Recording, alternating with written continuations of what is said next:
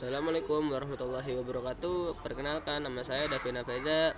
Saya dari kelas 10 RPLA. Pada pertemuan kali ini, saya ingin berbagi catatan yang saya buat tentang mengenai makna beriman kepada kitab-kitab Allah yang dirangkum dari penjelasan Ustadz Buya Muhammad Elfi Syam LCMA. Oke, poin pertama yang dapat kita ambil adalah bahwa kita harus meyakini bahwa kitab-kitab tersebut benar-benar turun dari sisi Allah Subhanahu wa taala. Ini bukan sekedar tulisan manusia atau karangan para nabi, melainkan firman Allah atau kalamullah yang diturunkan sebagai petunjuk bagi hambanya. Tanpa keyakinan bahwa sumbernya adalah Allah, maka iman kita belum dianggap sah. Oke, mengenal nama-nama kitab. Poin kedua, kita dapat mengenal dan mengimani nama-nama kitab yang secara spesifik disebutkan dalam dalil. Ada 4 yang utama. Yang pertama itu ada kitab Taurat yang diturunkan kepada Nabi Musa. Yang kedua ada kitab Zabur yang diturunkan kepada Nabi Daud alaihissalam. Yang ketiga ada kitab Injil yang diturunkan kepada Nabi Isa. Dan puncaknya adalah kitab Al-Quran yang diturunkan kepada Nabi Muhammad SAW. Selain 4 kitab ini, kita juga harus mengimani adanya suhuf atau lembaran-lembaran wahyu yang diterima oleh Nabi Ibrahim dan Nabi Musa.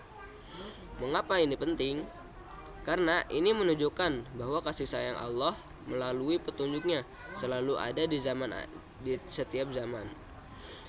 Oke, poin ketiga adalah membenarkan berita-berita yang ada di dalamnya. Untuk Al-Quran, kita wajib membenarkan seluruh isinya tanpa ragu. Sedangkan untuk kitab-kitab terdahulu, kita membenarkan bagian yang masih murni dan tidak diubah oleh manusia.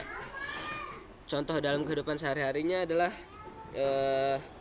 sederhananya adalah bagaimana kita menyikapi sejarah. Ketika Al-Quran menceritakan kisah Nabi Yusuf atau Nabi Musa, kita meyakini sebagai kebenaran mutlak. Meskipun kita tidak melihat kejadiannya secara langsung, ini adalah bentuk nyata dari membenarkan berita Allah. Oke, kita lanjut. Poin keempat yang dapat kita ambil. Poin keempat, dan yang paling krusial untuk diamalkan adalah memahami Al-Quran adalah muhaimin. Artinya Al-Quran adalah penjaga, saksi, sekaligus penghapus hukum-hukum pada kitab sebelumnya. Contoh nyatanya dalam kehidupan sehari-hari, jika dulu pada syariat tertentu hukumnya sangat berat atau aturannya berbeda, maka setelah Al-Quran turun, aturan itulah yang berlaku secara universal hingga akhir zaman. Kita tidak lagi menjalankan hukum Taurat atau Injil, melainkan sepenuhnya mengikuti tuntunan Al-Quran. Inilah yang disebut dengan mengamalkan hukum-hukumnya dalam keseharian ini, baik dalam ibadah maupun muamalah atau hubungan antar manusia. Sebagai kesimpulannya, iman kepada kitab-kitab bukan hanya teori, tapi soal keyakinan hati, pembenaran lisan, dan pembuktian melalui amal perbuatan dengan menjadikan Al-Quran sebagai pedoman hidup utama kita. Semoga catatan yang saya buat ini bermanfaat untuk kita semua. Terima kasih karena telah menyaksikan. Mungkin cukup sekian yang dapat saya sampaikan. Wassalamualaikum warahmatullahi wabarakatuh.